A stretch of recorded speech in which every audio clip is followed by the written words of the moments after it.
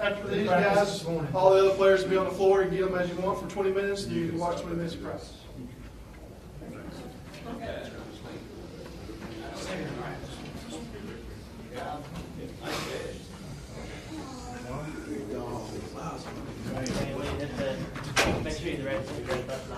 Maybe you should get this.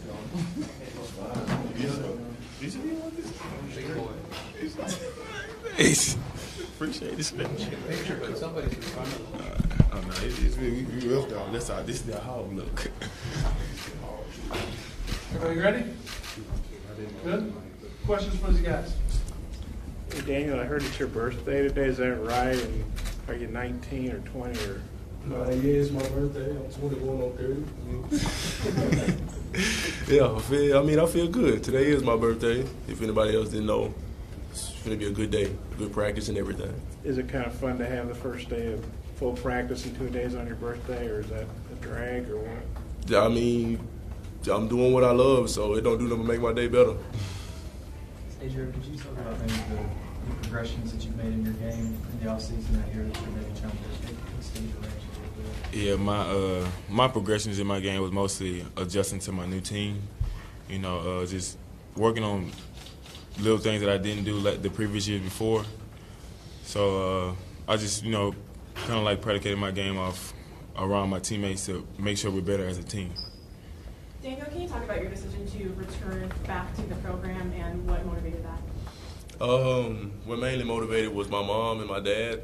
You know, I basically had a long sit-down talk with them. They basically brought me back down to earth because it was crazy as the process was going on. I mean, the decision I made is one of the decisions I'm basically proud of because I'm maturing more and it's basically helping me become, you know, better as a player and as a person.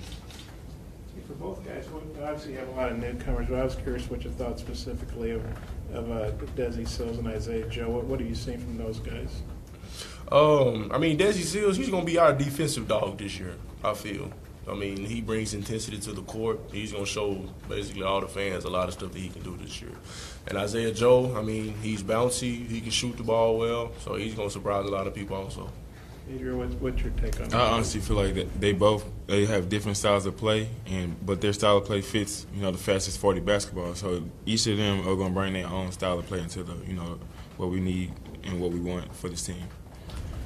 Either one of you see anybody kind of taking command in the backcourt since you lose 3 senior guards from last year as far as running things on the point? Oh yeah, Jalen Harris has stepped up tremendously from, you know, from what he's learned from Jalen Barford, Darryl Macon, Anton Beard. He's took all that, but, you know, added that into his own game. So like it's even better, in my opinion, and it's going to help us tremendously. Well, what do you guys see from Jalen as a redshirt year? You know, what did he do stuff last year in practice and impressed you? What do you think of his redshirt year? I mean, the main thing that surprised me last year with him was how fast he can run. I mean, it's like, you know, he like the road runner with the Coyotes. I mean, there's basically no stopping to his speed, and it just goes on more. He's aggressive.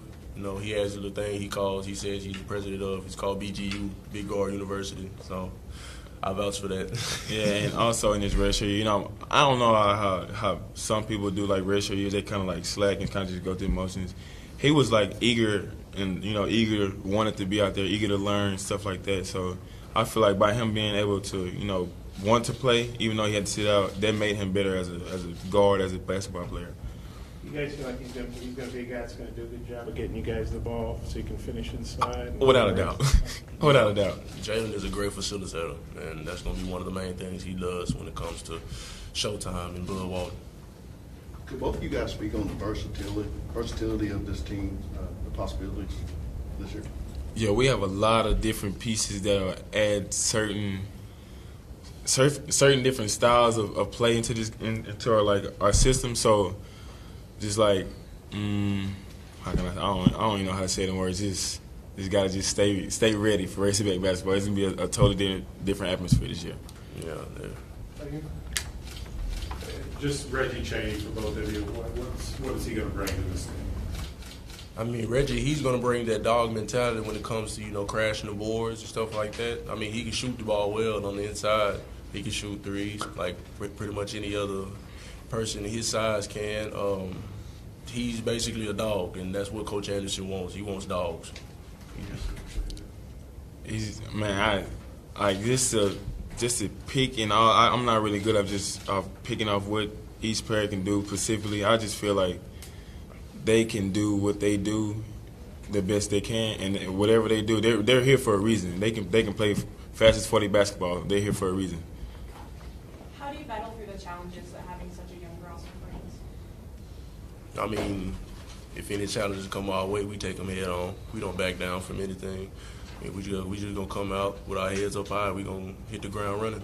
Yeah, we know by them being young, we're gonna face a little adversity, but through practice and all that, conditioning and all that, we built that mentally, physically to push through those times.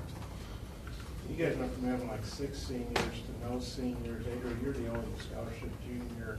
So what's Daniel, you're one of the oldest guys. You're just a sophomore. What do you think about not having any seniors and having such an experienced roster? Me personally, I feel like that's kind of making me and him and the other returners step up a little bit more and teach the younger guys the knowledge that we know.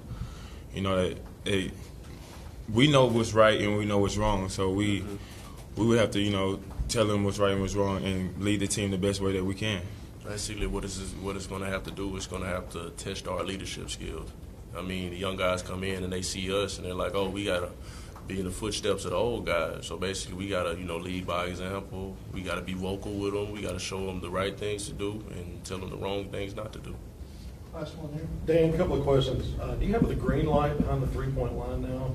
That's part one. The second part of that is, I noticed early in the SEC season last year, some of the strength and speed and some of the guys inside were adjusting to that.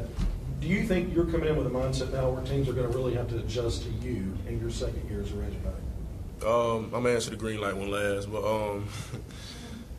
I feel it's going to be a lot of teams that's going to, come at me like, I'm a well-known factor on the floor. Because as Coach A says, I'm going to be on the scout report now. Because last year I wasn't really on the scout report, but now I'm for sure on it. So basically one thing I'm going to have to do is basically gut up and be ready to play every time the lights come on.